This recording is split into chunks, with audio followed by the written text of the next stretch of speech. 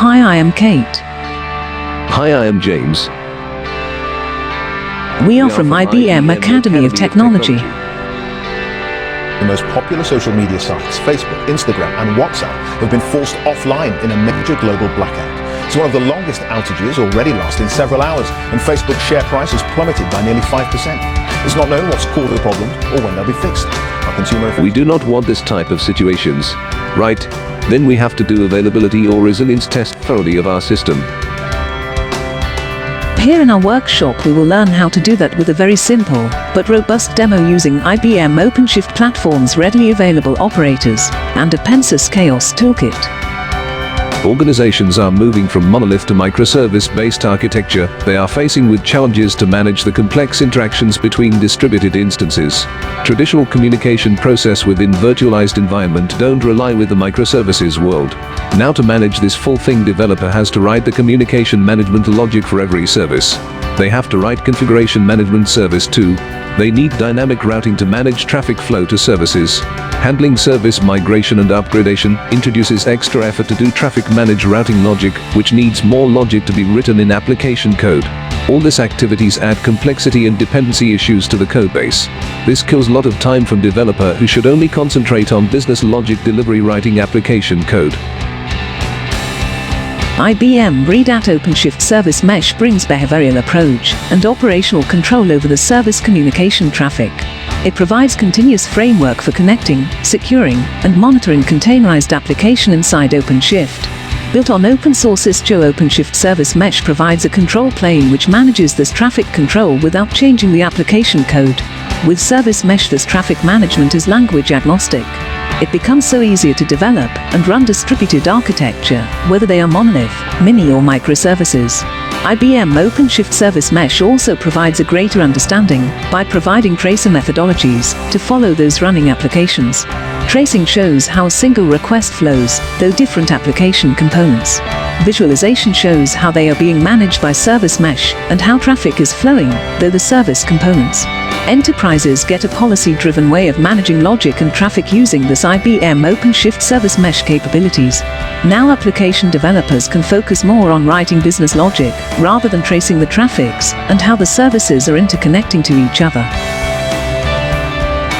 What is availability or resilient test? How strong my application is when something is breaking forcibly in production. For example, stopping some server in production when there is live web traffic. There are two aspects.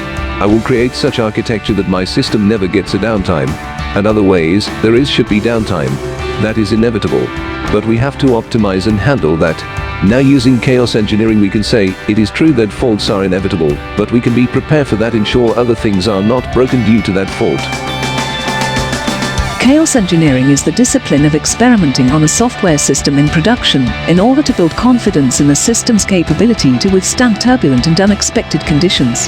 It is the Wikipedia definition. Chaos engineering runs in a production-like system and try to find out the fault tolerance of the system by injecting fake or false chaos or faults. So it creates confidence into the system in production system.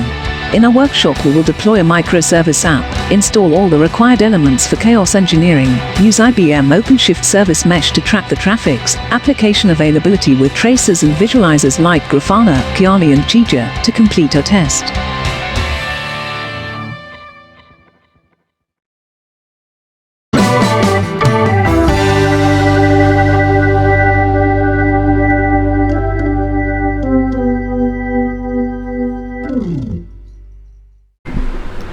So hi all, I hope that you are doing well, good, and with your family, everybody is okay.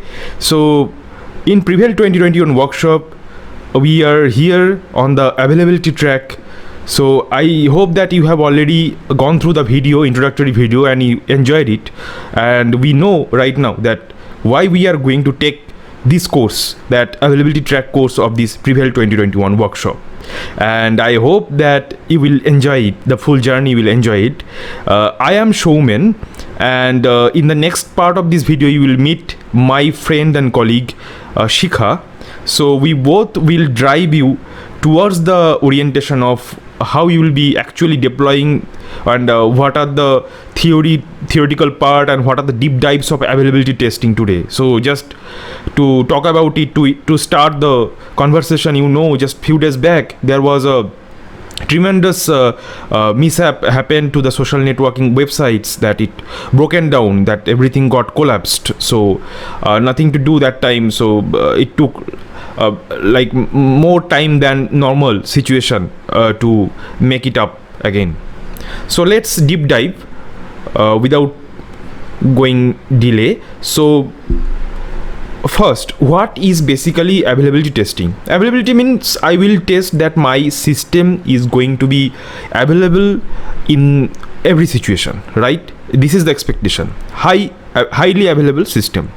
Now, there are a lot of aspects. We cannot cover everything in the world regarding availability testing in this workshop, but obviously we can give a start to a great initiation, where like what will be our goal or orientation towards availability testing, right? So your production system is breaking unknowingly, your application becomes unavailable suddenly, although all tests were passed, your SIT, regression test, the STLC life cycle, right? So you have passed all the unit testing, regression testing life cycle, but there was no defect. Your application is well and good, your full web is running on cloud or on premises, whatever it is, and it is healthy, but somewhere it is lagging. That's why these type of situations are coming. Now we cannot create a system which will be available 100%. That is not possible. Obviously this type of downtime is inevitable. Now if we can create such a chaos or chaotic situation or destruction before going into production, like server unavailability, delaying, network busyness, denial of services, what happens in actual life, that destroying the cluster, deleting the pods and all those stuffs, and test how our system reacts on those cases, then we will be able to predict that, okay, my system will be unavailable in this situation, so I have to be prepared for that, and we can also prevent that type of situation, right? Now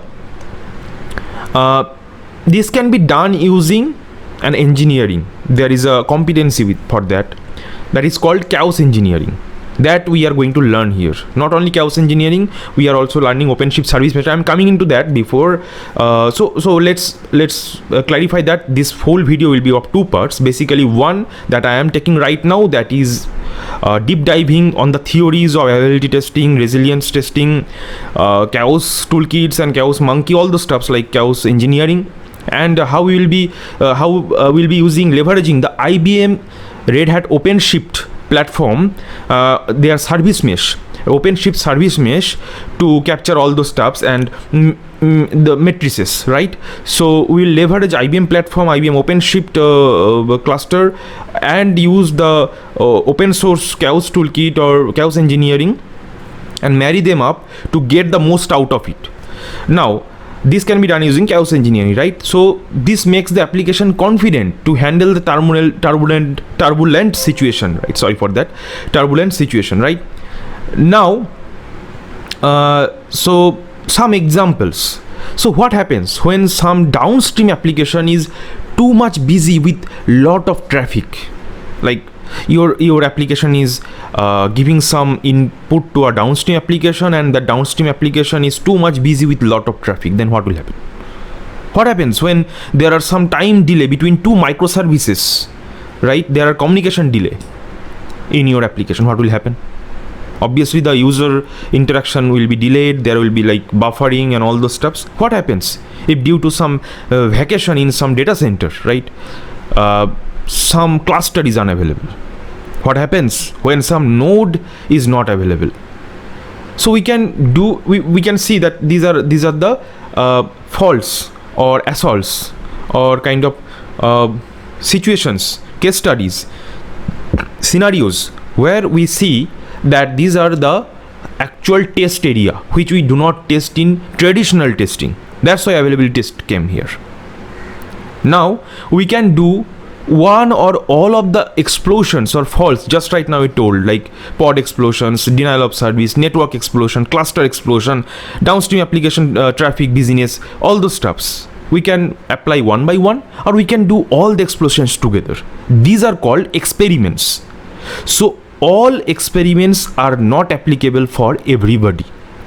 Your total system, how your system is built upon, what are the technological aspects are there. So based upon that, we have to choose the faults very minutely, intelligently, and that is the main role of a chaos engineer, of an availability tester, that based upon the situation I have to choose the faults or explosions.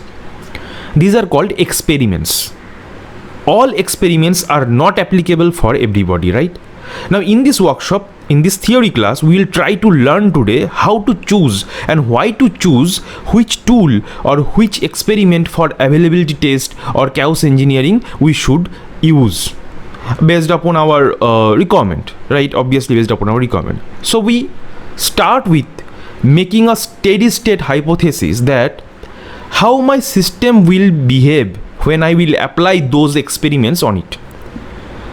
We do chaos engineering on real world events, like our nodes will not be available all the time. There will be destructive operations. You can do it in production system, but that is sometimes risky.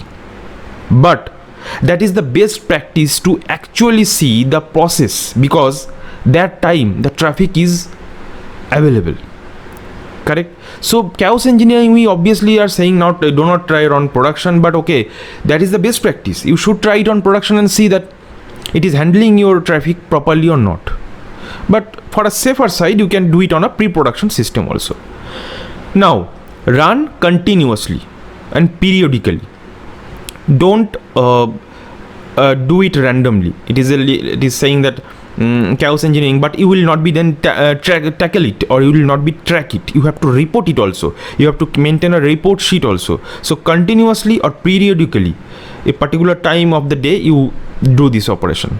Now minimize the blaster radius. Okay, so you are doing the explosions, you are doing the experiments, so you are blasting the system and there is a radius.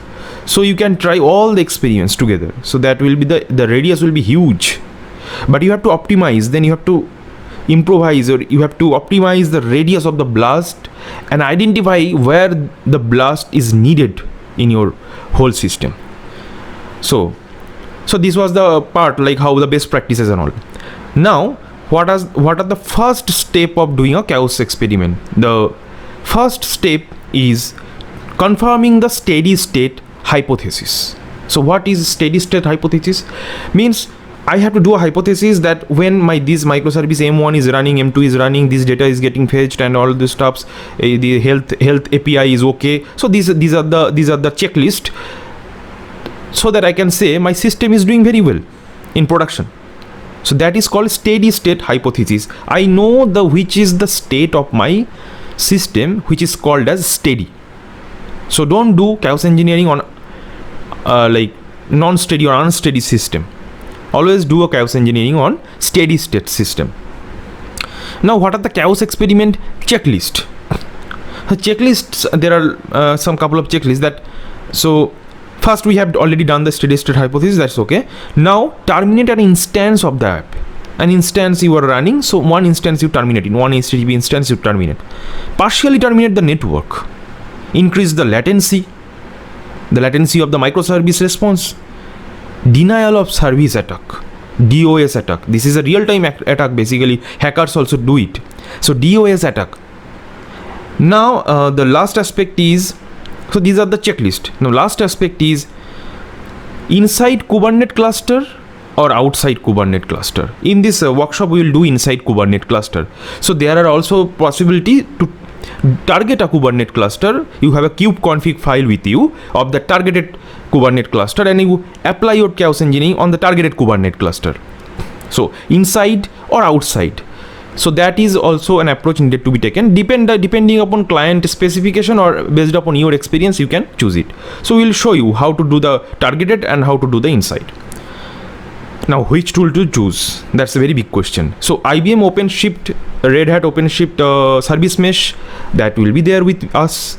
That is okay. But for chaos engineering, there are a lot of open source tools.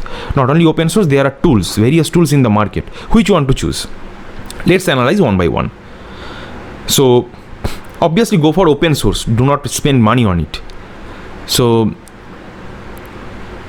manual chaos, if we do manually, if we apply the chaos engineering manually, so that cannot be executed periodically. So we told in best practice section that we should maintain the chaos engineering in a periodically system, right? So obviously manual chaos is cross. Chaos monkey, they are one of the first. Obviously they are one of the first in the market, but not good for Kubernetes cluster. It needs extra Pinnacle installation and all those stuffs. So who are using already Pinnacle, they are okay, but who are not, then so documentation is also not very good. Gremlin is great, but not fully open source in all the aspects. There are a lot of features which are hidden. Cube monkey, based on chaos monkey. It is based on, basically created based on chaos monkey, but not good documented at all. There comes some more others are also there, like Litmus, and some others are also there. But chaos toolkit, we will be in this workshop, we have chosen for chaos toolkit. Why? Chaos toolkit can work inside and outside of a Kubernetes cluster. That's the biggest point of it. So it's not necessary that you install your chaos toolkit inside your Kubernetes cluster. You can, from outside also, you can target your source. Active community, it is open source, and the community of chaos toolkit is huge. You post a question, you will get an answer, and there are a lot of YouTube videos and lectures and open source learning available, well documented. They are in the next part of this video, we will see that their documentation is properly written and they are updating every day. It is supported in AWS, GCP, Minikube, and any other Kubernetes cluster, and obviously OpenShift. So this was the more or less whole snapshot of it. So for this next part of this video, we are going to do it manually in the OpenShift cluster, what you have already got into your or you will be getting in this workshop, PVL 2021 workshop, and you there apply there.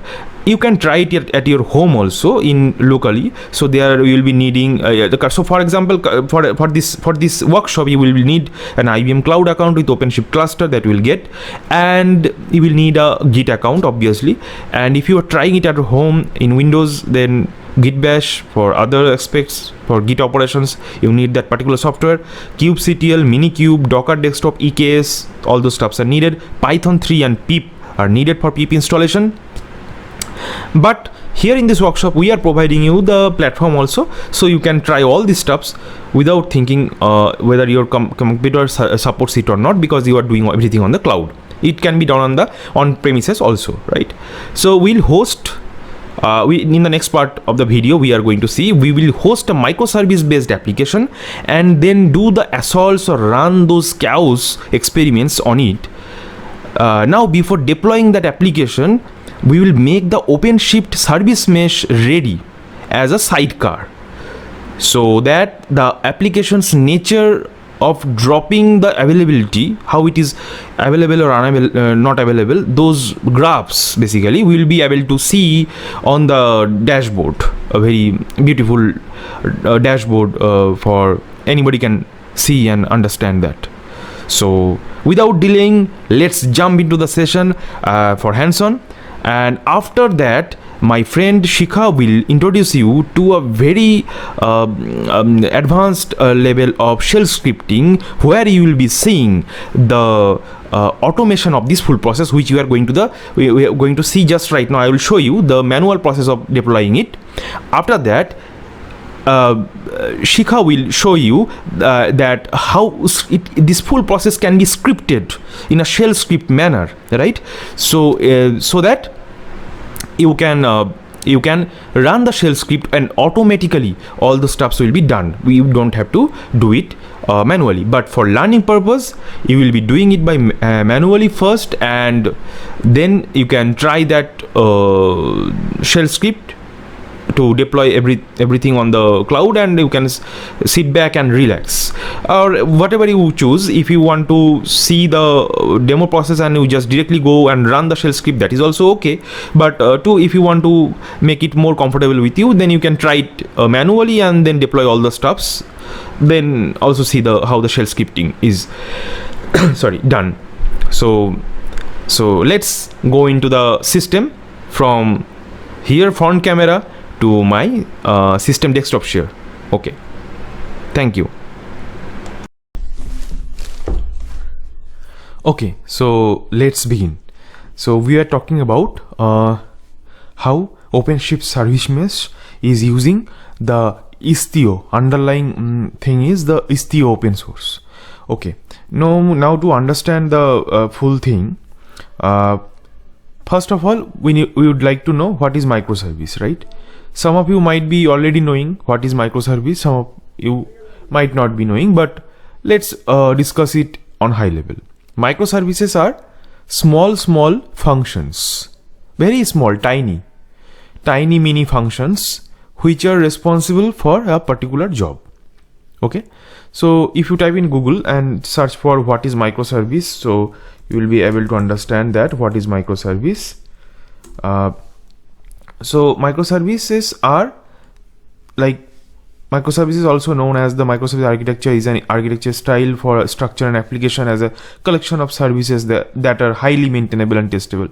Now when you are writing tiny mini functions for a particular job, obviously those are very highly maintainable and scalable, and they are loosely coupled. That means they should not they should be independent.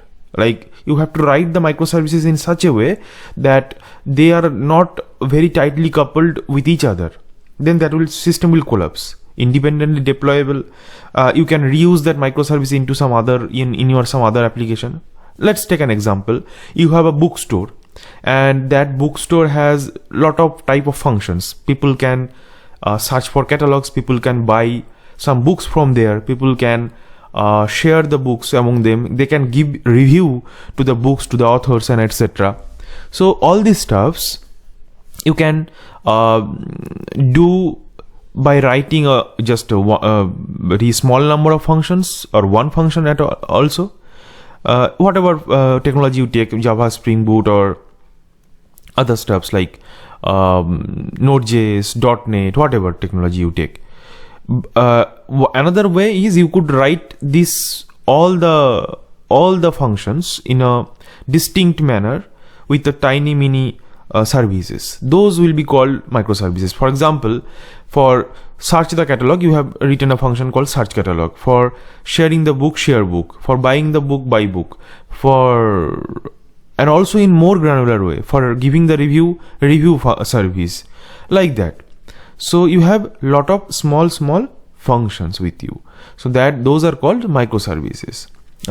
Now these whole lot of microservices together are building a project, and they are getting like, they are owned by small teams, and now when they are accumulated, when they are integrated, they are deployed on your cloud system, or on your one, or like whatever infrastructure you are having. So we understood what is microservices. If you have any query, you can place on the chat box. So, and also there are a lot of open source resources available on Google search. You can get them all. So let's make that mind setup that we will be dealing with microservices. This is the microservice world. Now we talked about istio. Now let's go to the what is istio. So istio is basically it's a traffic observer or manager, you can say, and a security and policy issue kind of they maintain it. Now you have deployed your microservices on your cloud infrastructure or whatever. Now you want to observe that how they are working, they are like how they are getting discovered, how the traffic is going up and down, like people are accessing, right? Sorry for that. People are accessing your microservices, they are talking with your microservices are talking with each other. So all these stuffs, microservices are talking with each other means, for example, your book review service is talking with some other service. For example, the biodata of that author, there is another service called fetch the biodata of the author. So that service is talking with the review service, kind of. So they these underlying communications also getting tracked by istio. So it is discover, like, what is Istio? Discover how a service mesh helps with many common challenges of a distributed architecture. Now, what is distributed architecture? When you have created a service mesh, there are a lot of microservices talking with each other, and you have deployed in a distributed system, not a centralized system, right? So distributed system is very challenging to maintain, to track, to manage. So there comes the value of Istio. Solution is like it is like it can be built securely, it can be built reliably, scalably, applications with Istio. So Istio is giving that facility that you can build on a scalable mode, right? And deployment is it's very simple. Is to deploy the microservices along with Istio service mesh facility. It's very easy to, so you don't have to worry about lot of infrastructure configuration, etc. Now Istio extends Kubernetes to establish a programmable application aware network using the powerful envoy service proxy. There is a, what is this envoy service proxy? So basically there is a sidecar system. So sidecar means when your application is running, there will be a sidecar running with your application. Sidecar, you can understand the word sidecar. So basically a car driving inside of your application. So what is the benefit of it? The benefit of it is monitoring the health and everything of your microservice, the traffic, how it is behaving, how it is dealing with the foreign services, traffics, etc. So that is the Istio.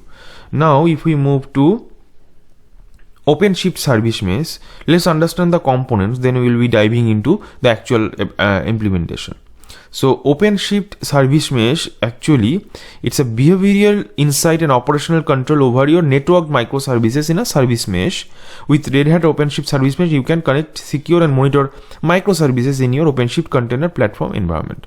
Now in the introductory and also some previous lectures, we have understood what is Openshift platform giving us. So Openshift platform actually is nothing but an extended version of Kubernetes cluster, right? So with some extra facilities of cascaded some good, very simple to use commands.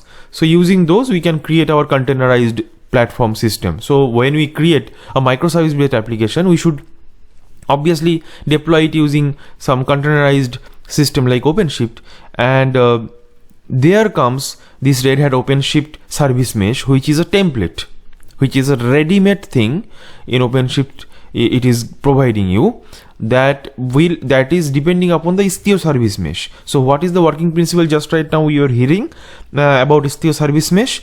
Openshift is also providing them, but in a better way.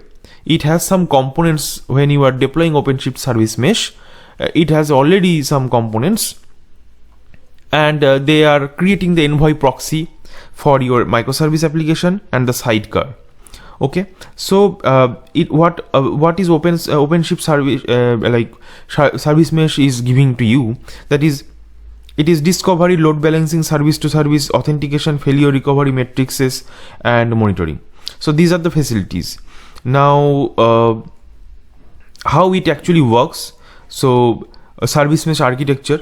Now there are just right now we told that there are data plane and control plane, right? So data plane, there are two types of things here. One is data plane and one is control plane. Now data plane is a set of intelligent proxies running alongside application containers in a pod. So when you are deploying in a containerized application, it's running in a pod. So data plane is a set of proxies, intelligent proxies, not only dumb proxies. So they are basically running alongside your application containers. So it can interact, it can intercept, it can understand, control the inbound and outbound traffic or network of to the application. So this is the data plane, right? Now here we can see that sidecar proxy. So this is managed inbound and outbound communication to the workload instances, etc. Gateways, ingress gateways, egress gateways. Control plane. Now control plane actually configures the proxies that make up the data plane. Now it is authoritative source of configuration. So istio-d, Istio-d is the istio control plane is composed of istio, which consolidates several previous control plane components. So now this control plane and data plane are the places where we will be we can configure our desired features on OpenShift Service Mesh. So taking these concepts, now we can move to some other components which are needed alongside OpenShift Service Mesh installation. Those are, so in the introductory video we heard about the installation, then you are doing the chaos engineering, the fault injections, that will come, I will come later. Then we are doing the observability, how my application is behaving. So I am taking the behavioral insights. Now as a human, how can I do that? Machine can understand it. So I need to have some tools which will give us the facility of tracing and visualization, right? So for tracing we can use Kiali. Kiali is a dashboard. For visualization there are Grafana, there are, for distributed system there are Jaeger. So we'll look into those components one by one. So what is Kiali?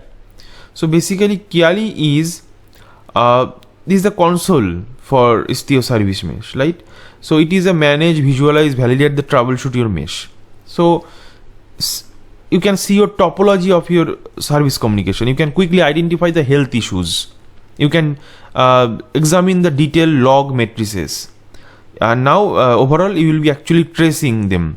So you will get a dashboard where you will be seeing that what are the microservices running and how they are interacting, how the traffic is coming, how they are responding, and their health issue, it is a green or red.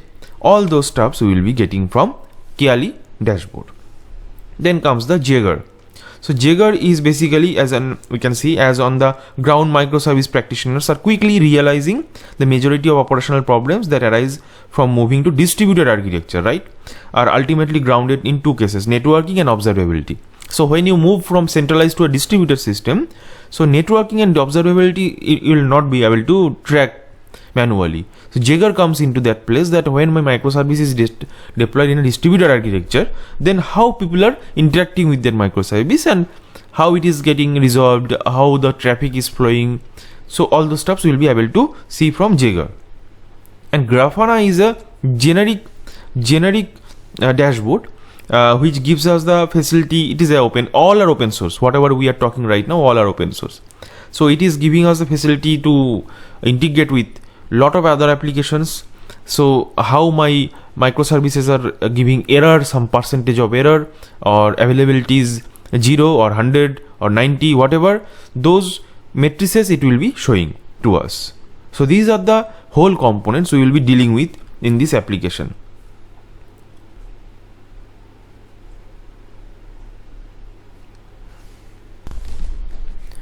So taking all these understandings, now move to chaos toolkit. The actual implementation of chaos engineering can be performed. In the last video we have seen that it can be performed in several using several open source technologies, right? Several open source tools. We have chosen chaos toolkit. Why we have chosen chaos toolkit? That is already you have gone through in the previous video. Now let's explore chaos toolkit. So chaos toolkit is a toolkit for chaos engineers. Now it is built on top of Python, right? So how to install and all those stuffs we will be seeing in the demo, and already in the workshop readme guide that is already provided. But although I'm just telling you in a nutshell. So chaos toolkit is basically gives a CLI where you can perform the chaotic operations, the fault injections. Basically these are called fault injection, right?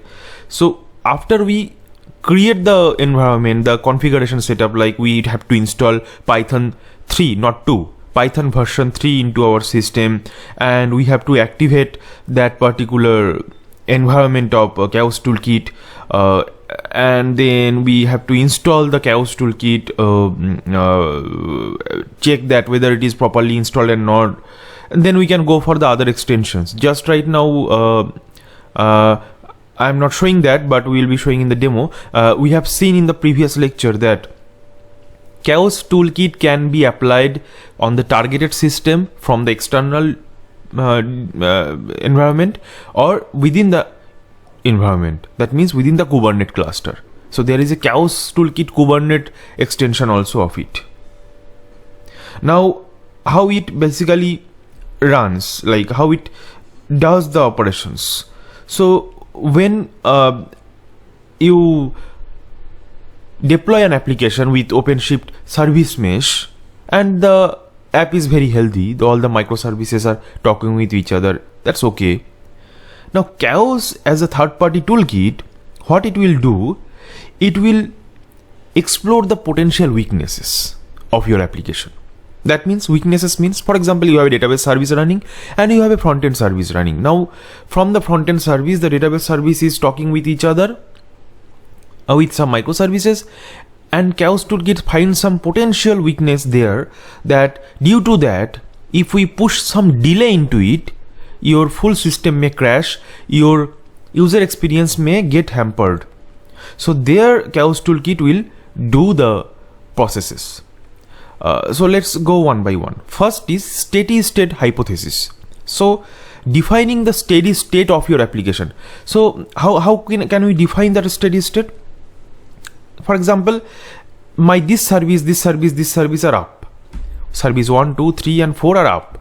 That means my application is on steady state. So that steady state definition has to be done from the application architect or the developer.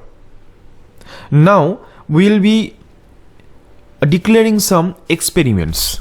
Experiments means, so the chaos toolkit can understand JSON architecture. So we have to write the experiment in a JSON format. So what are the experiments? Those are experiments means I want to make the node down, I want to make the service down, I want to push some delay, I want to do some network delay, I want to destroy the cluster, I want to stop the node, I want to for example I want to break the communication, whatever.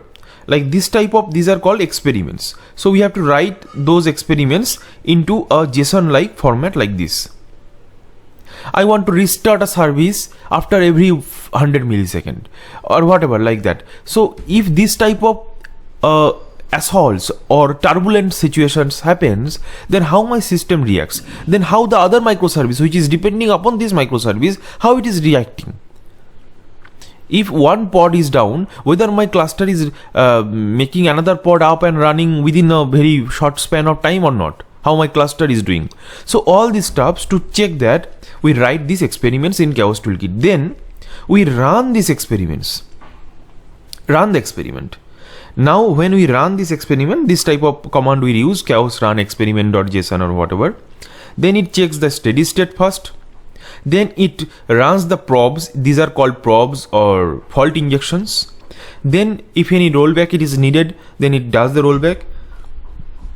Then we give the experiment result, and also at that point of time when the experiments are going on, that point of time we can see the Kiali and Jaeger and Grafana dashboard, that how my system is reacting. Now you are getting that why we used OpenShift Service Mesh, because we are applying the chaos toolkit or chaos engineering, and at that point of time my services are getting monitored by OpenShift Service Mesh.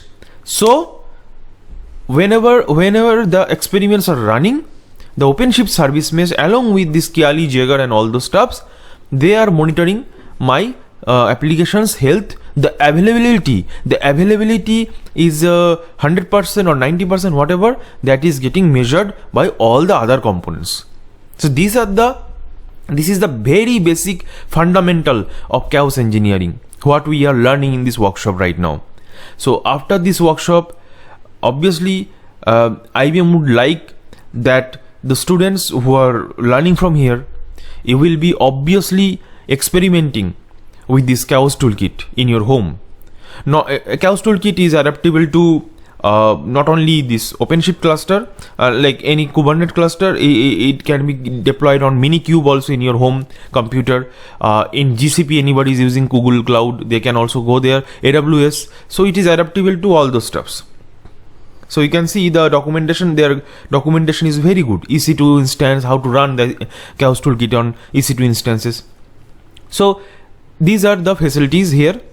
You deploy an application, you implement the istio service mesh. Obviously, after going from this workshop, if you don't have the OpenShift service mesh available, no issue, you can try with the istio service mesh. You will be lagging those extra facilities, but okay, it's okay. The working principle is more or less same. Now, the application we'll be using here in our this experiment is basically it's a this one. So see the application. This is the application architecture we will be using. It's a open source bookstore book info app. So the request is coming, and the coming to the front end product page. There is a service call from product page service to review v1, review v2, and review v3, and these are on Java. And there is a rating system, rating microservice, which is created with Node.js, and there is a Ruby. Now without istio service mesh, this looks like this, but when we implement the service mesh within it, then and we track it, then we get a ingress envoy. So all the requests will come through a ingress proxy setup, and this envoy will be everywhere. This envoy will be as a sidecar, will be tracking your traffic, how your traffic moving to from one service to another service to another service, like that. So this is the book info application we are going to use. So let's start the actual implementation. So here we go. So I feel that you have already cloned the repo, the workshop repo. Now in the workshop repo, you will see that in the aspects folder there is a availability folder. In the availability folder, let us understand the repository first. So there is a generic readme file, there is a scripted MD, and there is a chaos engineering with OpenShift service mesh MD. So this is the parent readme file over here. So when you click on it, you will see all the steps just right now I mentioned, along with all the basic things in front of you. So what are the basic things? Let's go through. Let's go through first. So clone the repo, cd into the storefront aspects availability. Right, we are on the availability right now. Then create a project called istio system. So how to create a OpenShift project? The command is oc new project, and whatever name you want to give. You can give any other name also, no issue. Then after that, we will be installing these operators. OpenShift provides these operators. Just right now we were talking about some automated operators, right? So we need Red Hat Elasticsearch. This is already there. We can reuse that. OpenShift Jaeger, Kiali, OpenShift Service Mesh. So these were we were discussing, right? Now after installing these things, we will get we'll do the configuring the OpenShift service mesh control plane. Do you remember that from in the theory we were discussing about control plane and data plane? So we have to configure it to create a sidecar system which will track the cluster microservices. I guess that you are understanding this because we have already clarified the basics. Now configure the service mesh member roles by using below YAML. In this example, app name will be book info. So what is member roles?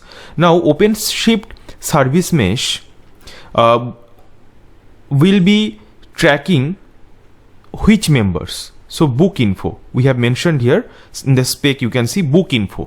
So book info we will be giving the the app name will be book info. The app will be deploying here will be named as book info. So it will be give a sidecar on book info. if you have lot of other services apps also, then you can give the members name as per your running applications. Then we will be doing what we will be doing: book info, namespace, and application deployment. How we will be doing actually? We will create a OC new project, book info. Just right now we create a istio project for deployment of the istio systems and all those OpenShift service mesh. Now we are creating the new project, book info. Then OC apply -f. This is the YAML. This is the book info YAML. So when you learn about OpenShift, you will be able to see there are a lot of resources, open source. You can learn from their Red Hat OpenShift documentation page that how to deploy a project in OpenShift, how to deploy an application in OpenShift. We can use the YAML configuration file, like what are the memory components we need, what are the services running in this application, all those stuffs, and we just run this command. It will automatically deploy the application. Then we do OC get pods. It's a very generic command to get the watch that whether my application is running with the pods. So what is pod? Basically, pod is a collection of containers. So my application is a multi-container application, and consisting of all the applications, it is creating a pod. So in a particular cluster there might be n number of pods, several pods there will be running. So OC get routes -n for namespace, -name is for namespace. So OC get routes, istio system, istio ingress gateway. So basically we are getting the routes means we have deployed the applications, so that should have some routing, otherwise how will we be accessing the application, right? So we are getting the routes of my deployed application on istio system and istio ingress gateway. Now exporting the host name. Now I am setting up my environment variable to the output from the last command. From this command we will get the route, and that route we will be putting here. Like, see, you can see that here we have given and we have got some routing. That is the URL. Route means actually basically this is the exposed URL to the world where my application is running. Got it? Now moving to that next part, that is the gateway. So OC create -f gateway.yaml. So this YAML is responsible for creating the gateway service for my application. Now in this application, if you open this YAML, you will be able to see it has given permission to the istio system to track it. Otherwise our istio system will not be tracking it, not be creating the sidecar. So without creating the sidecar, how will we know that how the application or the project is doing, right? The microservices talking with each other. So that permission is given in this YAML. So you can open this YAML and check it. So that is obviously your homework. You should do it. Now you can generate a fake traffic using this curl command. Fake traffic means basically it will be hitting that URL we are manually hitting. Instead of that, we can use the performance test matrices. You have a performance test track also in this workshop this year. So you can learn it from there. Or if you want a temporary solution to generate some, for example, 1 to 20 hit I want to do, and this is the fake traffic generation. This part will be needed every time. So until this, once we complete all these things, then we will be going into the chaos toolkit installation. We will be first installing the Python 3 into our system. Then we will be installing, then we will be creating the virtual environment to install the chaos toolkit. Once the chaos toolkit is installed, then we will be using the Kubernetes extension, because just right now, just few minutes back, we were discussing about the theory that we will be hitting being within the Kubernetes cluster. So we need a Kubernetes extension. Chaos toolkit has a lot of extensions, so we will be using the Kubernetes extension. So you will install that. Pip install is a basically Python. Whoever among you know Python, they can understand that what is pip install. But for rest of the person, I will say that it is nothing but installation command on a Python environment, on a Python interpreter, right? On a Python package basically. So pip install -u chaos toolkit -kubernetes. Now we have to run that chaos discover. If it is giving a proper output to you, there is no error, then you are good. Then start killing the application pods, terminating by using this command chaos run automated -demo terminate pod.yaml. Now where your this YAML is, you have to basically run that that YAML. You can put your YAML, not like I have given the folder structure. Within this folder, the terminate pod.yaml, I will show you that where is the terminate pod.yaml. So after hitting this chaos run, you will be able to see that steady state, it is running the hypothesis, steady state hypothesis, right? And then it is checking that whether my things are doable or not. The experiments, if it is doable, then it is running the experiment. Now it is once you run the experiment, now you go to check the Kiali and Grafana Jaeger dashboard in your topology section. So in there, when you open the Grafana dashboard, you will be able to see that that responses are coming, and on the Kiali dashboard you will be seeing the workflow of your microservices. Now when you run this, okay, all are up and running, then you will be hitting this in one terminal you will be running fake traffic generation. In one terminal we will be running this fake traffic generation. At the same point of time we will be running this one chaos run. So in one terminal we will be running fake traffic generation, in another terminal we will be running chaos run automated demo terminate pod.yaml. So what will happen? There will be 20 traffic, 40 traffic, 30 traffic will be coming, and we are terminating the pod. So you will be seeing a breakdown in the graph. There will be not all available, there will be some unavailable, there will be some red in Kiali dashboard. This is the experiment. Basically you have to do those experiments, you can see that. But as my system is not so complex, you will not see that much unavailability, but there will be some unavailability, might be 0.0001%. there will be some red lines, there will be some drop and error code coming into this Grafana dashboard. So these things you will be seeing, these problems will be arriving. Now by availability test you are measuring that these turbulent situations are very much rigorous, are coming so much that it's not it's beyond the threshold limit. Then you have to tell the developer that do something, and if you are the developer, then change your architecture, change something, do some recovery scenario so that your system becomes available 100%. So the target goal is to achieve the 100% availability, and at least a maximum availability, and all are green whenever and the green is moving to red, and red should come to recover to green again within very few seconds when the chaos toolkit is running its experiments. So the experiments, how the experiments look like, if we see the availability automated demo, if you open the terminate pod.yaml, now see that what it is doing. Basically it is in K8s in Kubernetes, basically it is doing an action called chaos8s.pod.actions and terminate pods. This is the function, and it is doing a label selector. You can see app equals to book info. So what is the label given into your application YAML file that it is targeting? So you can tweak it as per your requirement. So currently we have gone using label selector. So basically it is targeting those pods which are running this app book info and terminating them as and when required, like randomly it is terminating basically. So this is a one type of experiment. There might be several types of experiments. So like for example health http.yaml.